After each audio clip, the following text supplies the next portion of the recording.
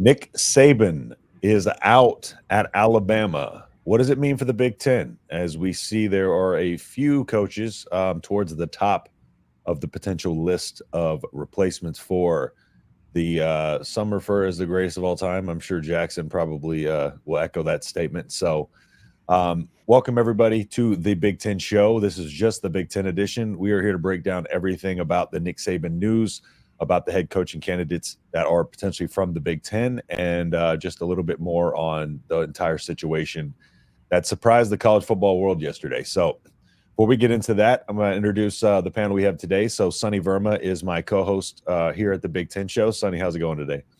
It's gone well. In a matter of 24 hours, we have Pete Carroll gone, Nick Saban, and now Bill Belichick. What is happening to the sport I grew up loving? Yeah, the old guys are leaving quickly. You can find Sonny over at the Illini Cast, and there on the end, Jackson Johnson. Jackson, how you doing today? Thanks for joining us. Oh, thank you for having me on. I'm doing very well, especially since yesterday afternoon. Tell you the truth, when I found out about Saban retiring, I felt like I got hit by a truck when finding that out. I mean, this was like an hour or so after the Pete Carroll announcement. I mean, it's like feels like it kind of went by the wayside the Yeah, moment it was announced. yeah, it's kind of like the Pete Carroll was a shock, and and it's like the Saban news was so big that until we talked about earlier, I kind of forgot the Pete Carroll stuff happened just because, like we talked about earlier, it was just completely unexpected. Nobody saw any indication of this, which is really rare in today's social media world and reporting and all that. That you find something out like this just suddenly, especially something of this magnitude. So really makes you wonder what the conversation was behind closed doors and how they would keep it so hush hush. So but yeah, I guess we'll take just out of the gates, an overall Alabama fan base reaction. Was it just kind of that gut punch feeling? Oh yeah. I mean, it feels like the Bear Bryant retirement all over again, especially for a lot of middle-aged, older Bama fans. Yep. That's what the announcement was kind of like. Yep. Yeah, that I can imagine just the uncertainty too, just coming off of this team that, was a little bit quote unquote down for, you know, the season just based on the overall opinion of the team. And to now go into this offseason without a coach, and then also just the idea of having to potentially deal with the transfers out, the transfers in, and that process, that could put Alabama down for a few years, and depending on who they get, see if they can recover. But it's going to be tough to walk in Saban's shoes for sure. Um, so Jackson, kind of just talking about the potential candidates out there, and in particular in this episode, we're going to talk about the Big Ten ones. There's one that's been strongly considered, and I think is a perfect match for Alabama. So let me ask you just outright, what would you think if Alabama hired James Franklin? I mean, you're not gonna be happy, Bama Nation, because he can't win the big games. Obviously, I'm kidding. I don't know if James Franklin's agent is just working overtime. I can't imagine. Your reaction is exactly the I'd imagine that Alabama fans would have with a James Franklin hiring. But obviously, I'm talking about Dan Lanning and Kalen DeBoer. I think both would be outstanding hires. I like one Oh, a they'd little be bit more than the tremendous. other, but it's. What are your thoughts on the two? I love the idea of having Dan Lanning or Kalen DeBoer because, I mean, you look back at Kalen DeBoer's coaching career, and not just the first 2 years at Washington. You look back at his career from Sioux Falls and Fresno State. The man knows how to win. He wins everywhere he goes. Yeah. Yeah, I mean, I would love to have Kalen DeBoer as our Nets head coach. I mean, I love the idea of having Dan Lanning, but it's just I'm kind of on wait and see mode with him. I mean, He's done a terrific job over at Oregon, but the only negative part is he hasn't been able to beat Washington. But other than that, he's good to go. And there's been a lot of questions as to whether Oregon is a stepping stone program for a lot of coaches. Because you look back at Chip Kelly leaving for the Eagles, you look back at Willie Taggart staying for a year and then leaving for Florida State, and then you look back at Mario Cristobal leaving for Miami.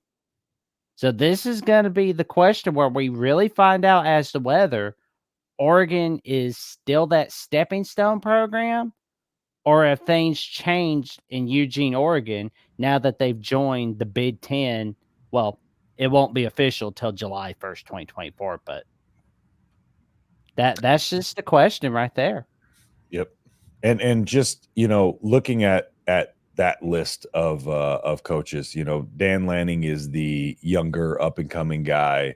He's been very successful at Oregon. Just, he's had moments where he's taken a little bit of risk and it hasn't paid off. But, I think only 3 losses total in conference play, 5 losses total as a head coach. And of course, I think those 3 losses were all to Washington, if I'm not mistaken. Yep. Just the inability to get over the hump. And you have DeBoer, who has, no ties to Alabama, but has won. And just, it's one of those things where it's like you have this young rising star and Lanning, and it's a matter of if you want to take a risk on a young guy who's just getting started, or go with a guy like Kalen DeBoer, who, I've seen a lot of favoritism from the Alabama fan base towards DeBoer as well. You're not the only one. So outside of that, though, were there any other, candidates that, outside of the Big Ten that interest you or have been the biggest names? Dabo Sweeney for one. The only thing about Dabo, actually, I'll get into that in just a second, but go ahead and give me your few outside of the Big Ten potential coaching candidates. I mean, I love the idea of Dabo Sweeney, but his problem is he's too set in his ways. He wants to go back to the good old days where there was no transfer portal. You can't do that. You can't just wish for the good old days all the time. Because I've seen people that wish for yesteryear and what should have been. And those people, they are way too into the glory days. Yeah. It doesn't end well. And it's hurting Clemson very badly right now. Now, he may rebound, but it's not like 5 years ago. Yeah. And, we look at Lane Kiffin and Steve Sarkisian. We see Sark where he was down and out after what happened at USC. And then Saban brought him back to greatness, when he became an offensive analyst. Then went to the Falcons, then went back to Alabama as an OC. And we see him doing fantastic at Texas. And we see Lane Kiffin, who's been doing such a tremendous job at Ole Miss. And, he's having a hard time winning the big game at Ole Miss. But I wouldn't put it past him to be the guy that replaces Nick Saban. Because as we've seen, he doesn't mind replacing the legend at USC. Like he did it at USC with Pete Carroll. I think he could do that at Alabama. Yeah. And the one thing, just bouncing off of your Dabo point, the one point that, and the one question that I was wondering yesterday was, is this part of Saban saying the game is changing rapidly? I'm 72 years old. I don't want to play this NIL game like the rest of these teams. And next year is when the biggest changes take effect. Do you think that was just the biggest part of it? Is just, it's he's an older coach, very set in his ways as well, and just didn't want to kind of continue to try to grow, or didn't know if he had time to grow into this modern world of college football and be successful. What's your take on that? I think that's part of it. And, when you look back at the first half of the 2023 season, you look at Coach Saban and his players, he's not yelling and screaming like he was, like, say, 2016 against Western Kentucky, for example. He's not doing that. Yeah. And the second half of the season, he's back to yelling and screaming at everybody. Yep. So that should have been a sign right there. Yep. And one more thing before Sonny, I'll let you go after this. Just one more thing on the Dabo point was, to me, Dabo would almost be a very similar version of Saban, because Dabo also is not the type of person who loves NIL. He's, like you said, he's very set in his ways. Would Dabo even be, I see Dabo as a Clemson guy, right? And would Dabo even be able to succeed there? Because I don't see it. I don't think he would be able to, especially if Alabama's trying to, outbid the other SEC schools, which, in some cases they haven't been able to do in recent years. If Dabo gets there, especially, if he has a team where he can't play the NIL game that's in the SEC, it's not going to work out well. Do you agree with that? Oh yeah. Okay. I wasn't totally. I mean, I just feel like Dabo's going to stay at Clemson. It's going to be kind of like Bobby Bowden at Florida State. When at first Bobby Bowden was like, "Hey, remember me? Let's talk about me getting the Bama job," and then Bama didn't offer him the coaching job in the 80s. Yeah. He was like, you know what? I'm happy in Tallahassee. Yeah. If nothing else, there's a whole bunch of coaches in the country that are about to get raises, due to this Alabama opening. I saw on Big Ten Ted's show, if you're not a fan of his, definitely please subscribe to his show. He mentioned that Kalen DeBoer is currently making $4.2 million as the Washington head coach, which would be 15th in the new Big Ten. So, he's due for a raise, and his name just being, whether Alabama's considering him or not, and, maybe we can kind of circle back and talk about the differences between DeBoer and Lanning, in particular, like the strengths and weaknesses. Jackson, I'm with you. If I was the AD of a program, I think Kalen would be my number one phone call I would make, simply just because of the results everywhere he goes.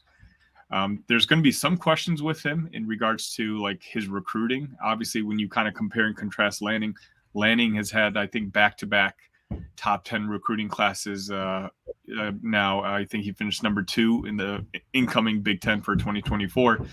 Kalen hasn't shown that he's going to be recruiting at that level, but man, that guy knows how to turn around a program. I don't know if he's got any roots in the Southeast, which is why I think maybe we hear more about Lanning. Lanning was a graduate assistant at Alabama. Obviously, he was a defensive coordinator at Georgia for a couple of years, so he kind of understands that SEC grind down there. But a question I had for you, both of you guys, is: do you think Dan Lanning was sitting there in the stadium watching that national championship game, and he got to see the cream of the crop in the Pac-12, Washington, get completely out-muscled and out-physicaled by a Michigan football team, the prototypical type of Big Ten team? Do you think there's any chance that, Lanning kind of saw all that and be like, dude, like, I don't even know if I have the boys at Oregon yet, to kind of match up with that sort of physicality, which could possibly make him more open to, joining an Alabama team, which of course already has the guys. When it comes to the blue chips, they've got more 5 and 4 stars than anybody in the country.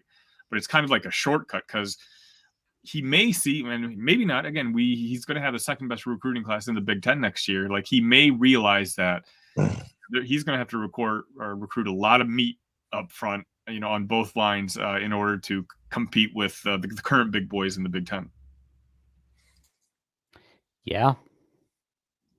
I mean, that's just how it is.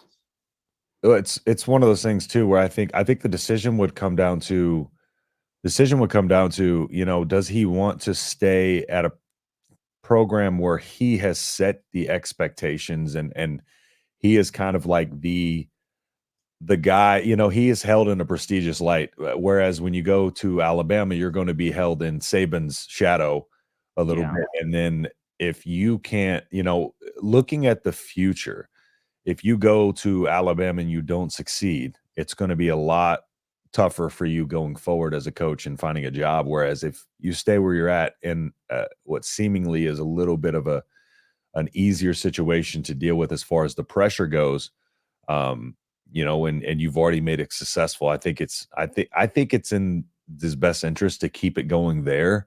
Um, but there is going to be this one, like you said, there's going to be money involved, and there's going to be money involved that somebody's not going to be able to pass up, and that's going to be enough to entice them over. So I would not be surprised if they just ponied up the bucks to just go get whoever they want. But again, I think in a couple of those situations, that's where they're at, where it's like, okay, the expectations are, what we've put on us. And so they're not above what I can produce. Whereas at Alabama, I'm trying to follow 6 national titles and the greatest coach of all time. And that's got to be intimidating to be going over into, for sure. I wouldn't want to be the guy that's replacing the GOAT. That's for sure. I mean, that's going to be the drawback of taking the Alabama job is you're going to hear a lot of fans go, well, that's not what Coach Saban would have done.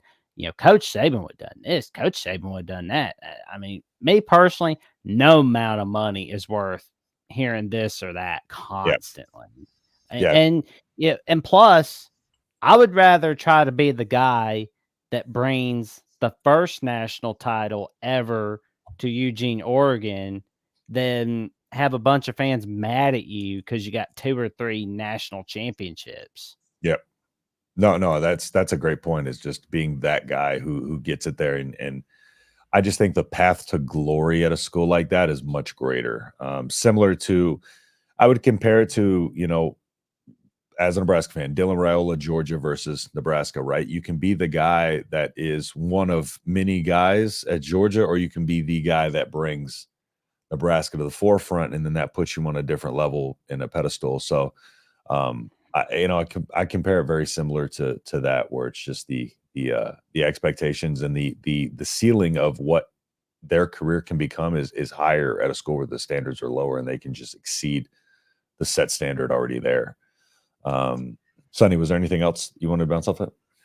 I mean, I guess I was just gonna say, like, I agree with you personally. I don't know if I'd want to take on that Alabama job, but the way these head coaches think, it's complete. They have a completely different mentality than average Joes like we do. They are some of the cockiest people, most aggressive personalities that you're going to find. So, I mean, it's that type of personality that gets to really excel doing what they do. They genuinely do think like they're the best coach in the country. Like all of them, they all think they're really good at what they do. And I can see someone really looking at that Alabama job and the money that's going to come with it and the prestige that's going to come with it, and really kind of relishing that opportunity and that limelight. I think that's too big of a job to.